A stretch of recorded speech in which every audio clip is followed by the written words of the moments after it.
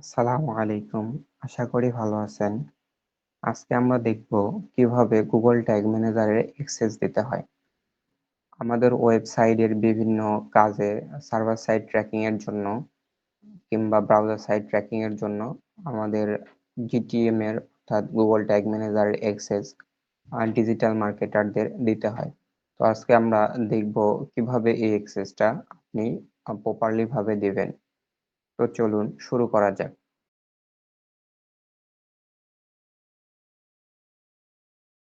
অ্যাক্সেসটি দেওয়ার জন্য প্রথমে আপনার Google ট্যাগ ম্যানেজারের যে অ্যাকাউন্টগুলো আছে সেখানে আসতে হবে।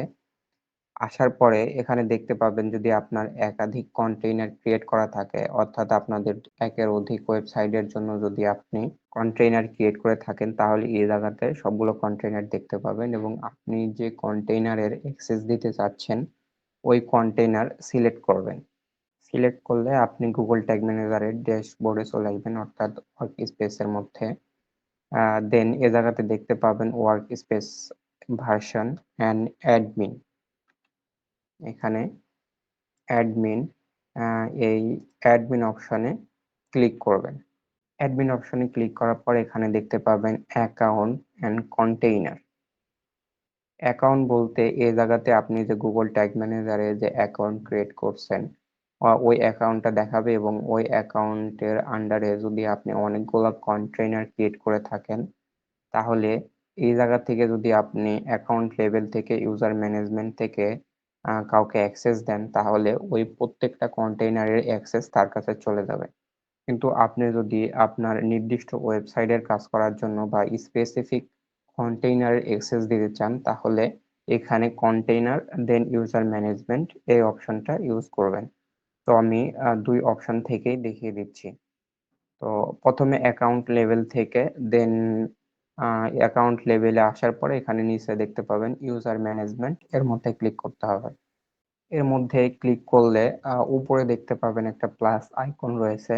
এই প্লাস আইকনের উপর ক্লিক করবেন। ক্লিক করার পর অ্যাড ইউজার এই অপশনটি চুজ করবেন।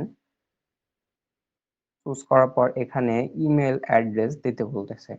তো আপনি যাকে অ্যাক্সেস দিতে চাচ্ছেন তার একটা ভ্যালিড ইমেল অ্যাড্রেস নেবেন এবং এখানে ওই ইমেল অ্যাড্রেসটি বসিয়ে দিবেন। ইমেল অ্যাড্রেসটি বসিয়ে দেওয়ার পর এখানে দেখতে পাবেন অ্যাকাউন্ট পারমিশন। আপনি অ্যাকাউন্টের কি ধরনের পারমিশন দিতে চাচ্ছেন এখান থেকে সিলেক্ট করে দিতে হবে। অ্যাডমিনিস্ট্রেটর অ্যান্ড ইউজার ২ ধরনের পারমিশন রয়েছে। আপনি যেকোনো একটি দিতে পারবেন। তাতে সমস্যা নেই, যেকোনো কাজ করতে পারবে। এ জায়গা থেকে আপনি ইউজার পারমিশন দিলেও Google ট্যাগ ম্যানেজারের কাজগুলো করা যাবে। সো ইউজার থেকে এখানে নিচে দেখতে পাবেন আবার কন্টেইনার পারমিশন। আপনি কোন কন্টেইনারের পারমিশন দিতে চাচ্ছেন কিংবা সবগুলারই দিতে চাচ্ছেন কিনা সেখানে সিলেক্ট করতে হবে। তো আপনি যদি স্পেসিফিক একটা সার্ভারে দিতে চান তাহলে ওই সার্ভারটা ক্লিক করবেন। ক্লিক করে এখানে কন্টেইনার পারমিশনের মধ্যে read, edit, approve and publish এই ৪ টি অ্যাক্সেসই দিতে হবে কাজ করার জন্য। দেন ৪ টি অপশন অন করে দেওয়ার পরে ডান অপশনে ক্লিক করবেন। ডান অপশনে ক্লিক করার পরে উপরে ইনভাইট অপশন দেখতে পাচ্ছেন। এই ইনভাইট অপশনে ক্লিক করলে আপনি যে ইমেইলটি এখানে ইউজ করেছেন ওই ইমেইলে একটা ইনভাইটেশন চলে যাবে।